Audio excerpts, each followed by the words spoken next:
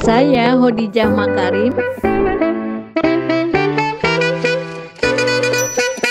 Assalamualaikum warahmatullahi wabarakatuh. Saya Hodijah Makarim. Topik kita kali ini adalah menjawab pertanyaan tentang transkrip wawancara. Teman-teman sekalian, ini ada pertanyaan. Assalamualaikum Bu, apakah harus transkrip wawancara itu sesuai yang narasumber katakan atau boleh didukung dengan tambahan kondisi keadaan narasumber? Karena narasumber hanya menjawab singkat-singkat saja, ya, sehingga kurang mendukung untuk menjadi data. Nah, baik teman-teman sekalian, di dalam penelitian kualitatif atau penelitian kuantitatif yang didukung oleh data kualitatif, kan pasti teman-teman melakukan wawancara. Nah, wawancaranya pada umumnya menggunakan wawancara terbuka dengan panduan wawancara. Nah, ini ditanyakan bagaimana kalau misalnya narasumber kita itu menjawabnya tidak memberikan penjelasan yang luas dan mendalam sesuai dengan yang diharapkan oleh peneliti misalnya. Bisa jadi kita ketemu narasumber yang tidak terlalu pandai memberi penjelasan gitu. Atau yang kemungkinan kedua, dia takut untuk memberikan penjelasan sehingga adalah misalnya karena sesuatu hal dia kurang leluasa memberikan penjelasan. Jadi jawabannya singkat-singkat. Katakanlah kita ambil yang pertama saja, alasannya jika kita dapat narasumber yang tidak pandai memberikan penjelasan, tidak pandai bicara, tidak pandai komunikasi lisan gitu ya. Nah, itu bisa digali oleh pewawancara, oleh kita sebagai peneliti yang langsung menjadi pewawancara gitu ya. Jadi kalau narasumber atau misalnya partisipan yang kita wawancara itu memberikan datanya sangat sedikit, ya kita gali, kita telusuri. Kita jangan menambahkan kesan-kesan misalnya dari data yang tidak kita wawancara gitu. Kalau itu ada, berarti lain lagi persoalannya, harus ada lagi penjelasan data apa itu bentuknya ya. Jadi untuk pertanyaan ini tadi apakah boleh misalnya ditambah dengan data pendukung misalnya, karena jawabannya singkat, tidak boleh. Kita yang harus punya keterampilan menggali data dari partisipan atau narasumber yang sudah dijadikan target penelitian kita gitu. Jadi memang itu tantangan bagi peneliti, dalam hal ini pewawancara maksud saya ya, peneliti yang pada saat itu menjadi pewawancara sebagai orang yang menggali data. Maka ya kita yang harus terampil bagaimana orang atau partisipan yang tadinya tertutup itu bisa terbuka kalau kita terampil mencari cara gitu, memberikan stimulus sehingga dia bisa merespon dengan data yang banyak sekali yang kita harapkan gitu ya. Jadi kesimpulannya, jawaban dari saya, kita jangan mengambil data lain sebelum kita mampu menggalinya seluas dan semendalam mungkin dengan keterampilan kita untuk menggali data sesuai dengan tujuan penelitian kita, sesuai data yang kita butuhkan gitu. Jadi jangan dulu mencari data tambahan. Nah, sekarang persoalannya apabila misalnya peneliti atau pewawancara dalam ini sudah mencoba untuk menggali informasi lebih dalam dengan berbagai keterampilannya di dalam menggali data, itu juga belum berhasil, padahal dia sudah sangat piawai gitu ya. Ya udah, berarti itu harus diganti tanpa sepengetahuan dia. Nggak usah dibilang, Ibu atau Bapak karena tidak mendapatkan data yang saya harapkan maka diganti. Nggak usah, tambah aja.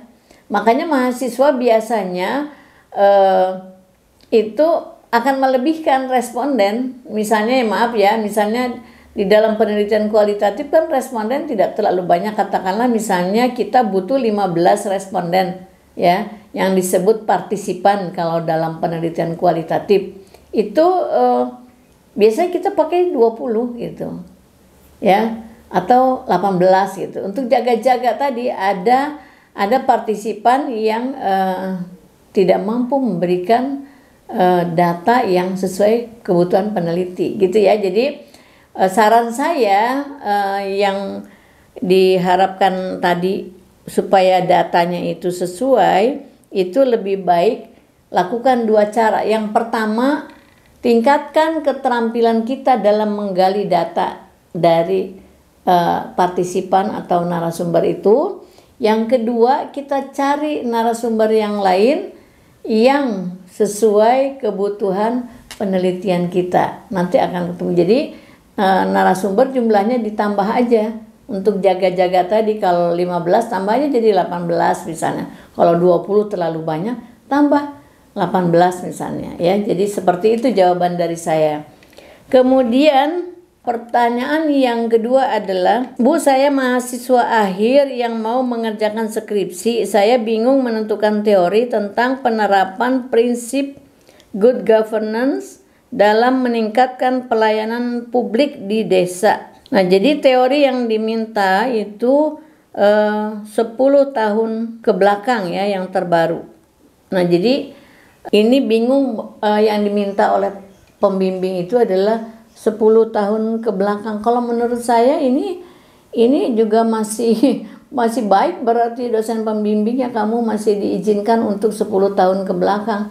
Biasanya pada umumnya kalau sekarang tahun 2023 misalnya, kita mahasiswa itu diminta untuk 5 tahun ke belakang, itu teorinya yang dipakai itu ya, buku-bukunya ya, maksud saya maaf bukan teorinya.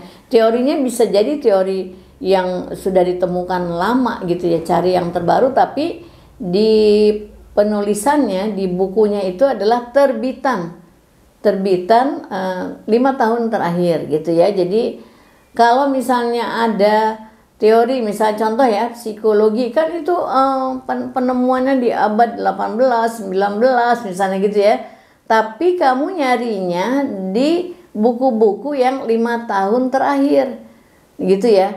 Nah, kalau dosenmu sekarang mempersilahkan kamu mengambil dari 10 tahun terakhir, itu sudah baik banget gitu ya. Tapi usahakan ditambah dengan yang 5 tahun terakhir. Nah, saran saya, dari mana itu dapatnya ya? Nah, untuk mempermudah dan mempersingkat waktu supaya kamu cepat menemukan buku-buku itu, coba baca jurnal-jurnal yang sudah sudah dipublikasikan, kan sudah banyak tuh ya jurnal-jurnal itu, artikel-artikel yang termasuk di dalam jurnal ilmiah itu, cari yang sesuai dengan topik penelitianmu. Nah, nanti kan di situ ada daftar pustakanya. Ya, teori yang digunakan apa. Nah, dari situlah kamu dapat petunjuk untuk menemukan buku teksnya gitu ya. Jadi, kalau di dalam menulis skripsi kita tidak boleh mengambil teori dari literatur lain, jurnal atau artikel. Jangan, tapi harus kembali ke sumbernya yang pertama gitu, yang utamanya. Ya, kalau dalam penelitian pendidikan agama Islam contohnya misalnya ya, kalau akan mengutip hadis misalnya, jangan dari buku ilmu pendidikan Islam walaupun ada di situ, tapi cari setelah ketemu dari buku ilmu pendidikan Islamnya, cari buku hadis yang utamanya. Atau Al-Qur'an. Kalau akan mengutip Al-Quran, jangan dari buku, misalnya dari buku ilmu pendidikan Islam, filsafat Islam, ataupun misalnya psikologi agama dan lain-lain. Ada ayat-ayat Al-Quran di situ, lalu diambil sumber dari buku, jangan. Ketika kita sudah menemukan dari buku itu, hanya memberikan petunjuk supaya kita paham lah ya, mempercepat pencarian kita. Tapi tetap lalu membaca Al-Qur'annya yang asli ya, dari nanti pada saat pengutipan di dalam skripsinya, sumbernya adalah Al-Qur'an dan terjemahannya. Penerbit siapa, penerbit mana, di kota mana, kemudian tahun berapa gitu ya. Jadi tidak boleh mengambil ayat Al-Quran atau hadis dari buku itu ya. Jadi penemuan di buku itu adalah membantu meringankan kita aja. Pertanyaan yang ketiga ini tentang berbahasa ya, penelitian berbahasa. Bu, saya mau tanya, saya diberikan judul oleh dosen yang judulnya adalah analisis kesalahan berbahasa pada karangan fiksi siswa. Apakah ini sudah termasuk penelitian kualitatif? Pertanyaannya seperti itu ya. Nah, di dalam penelitian itu pendekatan kualitatif atau kuantitatif itu tergantung tujuan penelitian yang akan kita capai gitu ya. Jadi kalau saya lihat judul dari dosenmu itu kan analisis kesalahan berbahasa ya pada karangan fiksi. Nah, kalau kesalahannya itu berkaitan dengan jumlah kesalahan ya, berarti nanti akan digunakan pengukuran, maka penelitiannya menggunakan pendekatan kuantitatif ya.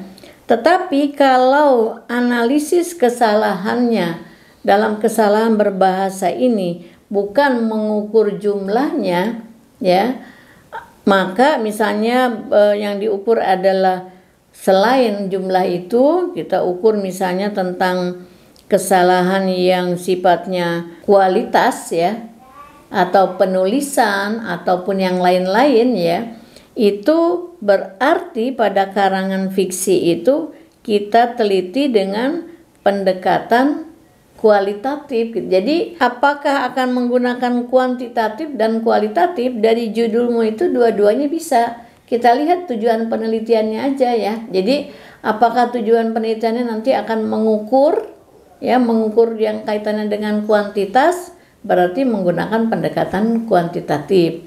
Tapi kalau ukuran-ukuran kuantitatif itu nanti akan diterjemahkan dengan ukuran-ukuran kualitatif ya, dengan mutu ya, dengan kualitas, maka kita gunakan pendekatan kualitatif gitu ya. Jadi atau yang ketiga kamu bisa pakai dua ya, mix method. Jadi ada ukuran kuantitatif, ada ukuran kualitatif ya. Jadi kembali lagi fokusnya adalah cek dulu tujuan penelitian kita mau apa. Nah, setelah itu baru kita menentukan pendekatannya.